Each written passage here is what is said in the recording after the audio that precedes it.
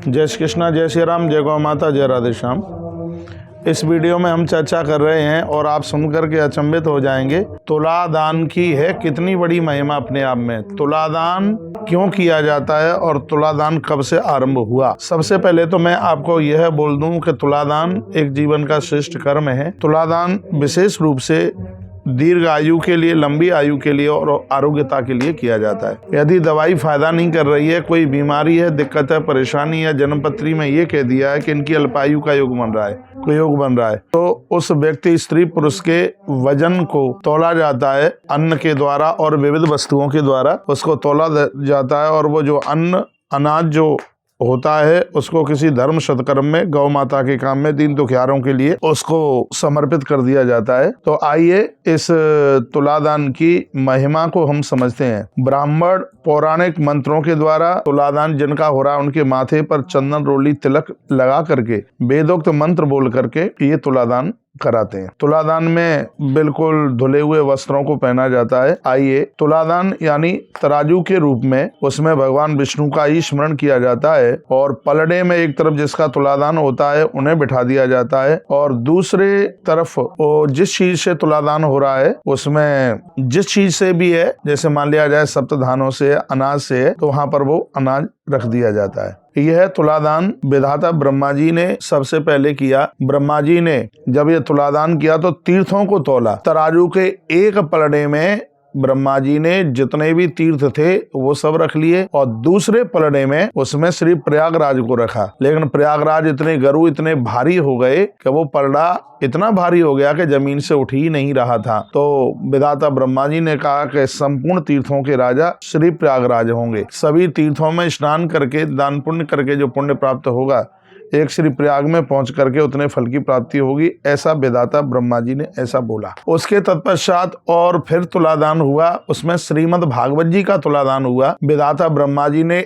एक तराजू में, एक पलड़े में भागवत जी को रखा और एक पलड़े में और ग्रंथों को, पुण्यों को रखा। लेकिन जिस पलड़े में भागवत जी थी वह पलड़ा बहुत भारी था, इसलिए ब्रह्मा जी ने कहा कि संपूर्ण ग्रंथों के ऊपर, पुराणों के ऊपर भागवत जी अपने आप में उच्च होगी। भागवत को सबसे ऊंचाई इसलिए मिली। उसके तत्पश्चात श्री द्वारका जी में माता सत्यभामा ने भगवान श्री कृष्ण का तुलादान किया, जिसमें द्वारका का संपूर्ण खजाना चढ़ गया। लेकिन भगवान इतने गरु हो गए, वहां भी देवता आकर के विराजित हो गए। कहा सभी देवताओं में विशेष भगवान श्री कृष्ण होंगे। तुलादान के समय में जो प्रयाग का नाम लेकर, भागवत जी का नाम लेकर के, गौ माता का नाम लेकर के और भगवान श्री कृष्ण का नाम लेकर के और तुलसी का नाम लेकर के, इन पांचों का नाम लेकर के जो तुलादान करेंगे, क्योंकि तुलसी से ही फिर मैया ने, माता रुक्मिणी ने भगवान श्री कृष्ण को तौला था। एक बार मैं फिर कहना चाहूंगा कि तुलादान के समय में प्रयागराज का नाम, तुलादान के समय में भागवत जी का नाम, गौ माता का नाम, तुलादान के समय पर तुलसी का नाम लेकर के और भगवान श्री कृष्ण का नाम लेकर के ये तुलादान किया जाता है। तुलादान आरोग्यता देता है और दीर्घ आयु, लंबी आयु देता है। इसलिए वर्ष में एक बार तुलादान करना चाहिए।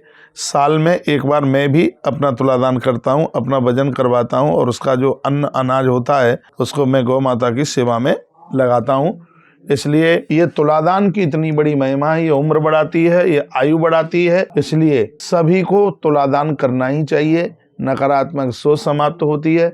तुलादान की इतनी बड़ी महिमा हमारे ग्रंथों में वर्णित की गई है। तो तुलादान के बारे में मैंने पहले भी बोला है। महाकाल भगवान का उज्जैन में दर्शन करने से जितना फल प्राप्त होता है, तुलादान के द्वारा उतना जीवन में पुण्य अर्जित हो जाता है, पुण्य फल प्राप्त हो जाता है। भगवान महाकाल जैसे उम्र बढ़ाते हैं, भगवान महाकाल के दर्शन करने से मौत पराजित होती है। तो महाकाल भगवान जैसे आयु बढ़ाते हैं, उम्र बढ़ाते हैं, उसी प्रकार से तुलादान करने से आयु बढ़ती है, आरोग्यता मिलती है। कोई बीमारी है और दवाइयाँ फायदा नहीं कर रही हैं तो निश्चित रूप से आप तुलादान जरूर कराइएगा। तुलादान की इतनी बड़ी विशेषता अपने घर पर कराइए, जहां मन हो वहां कराइए, नहीं तो बसंत पंचमी को तुलसीवन आश्रम में भी 5 फरवरी को तुलादान हो रहा है। आप सादर आमंत्रित हैं, आप जरूर पधारिए। इस वीडियो में मैंने तुलादान की महिमा आपको बताई। तुलादान कब से हुआ, कैसे हुआ, किसने किया, तुलादान के समय पर इनका स्मरण किया जाता है, ये बात मैंने आपके पास तक पहुंचाई है। वीडियो ठीक लगी है इसको आगे भी भेजिए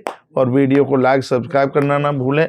और चैनल से पहली बार आप जुड़े हैं तो चैनल को सब्सक्राइब जरूर कीजिएगा। आज रात्रि 7:30 बजे सर्वरोग निवारण महायज्ञ होने के लिए जा रहा है। निःशुल्क है। अपने अपने घरों में बैठकर तुलसी तपोवन यूट्यूब चैनल के माध्यम से बिल्कुल लाइव अपने घरों में मैं परिवार के साथ आहुति डाली है यज्ञ में। यदि आप यज्ञ करने में किसी भी प्रकार से असमर्थ हैं तो मोबाइल पर उन वेदक ध्वनि को सुनिएगा, क्योंकि श्रुतम हरति पापानि तथा आरोग्यम प्रक्षति, सुनने से भी आरोग्यता मिलती है। निःशुल्क है यज्ञ, इसमें बिल्कुल कुछ भी लगने वाला नहीं है।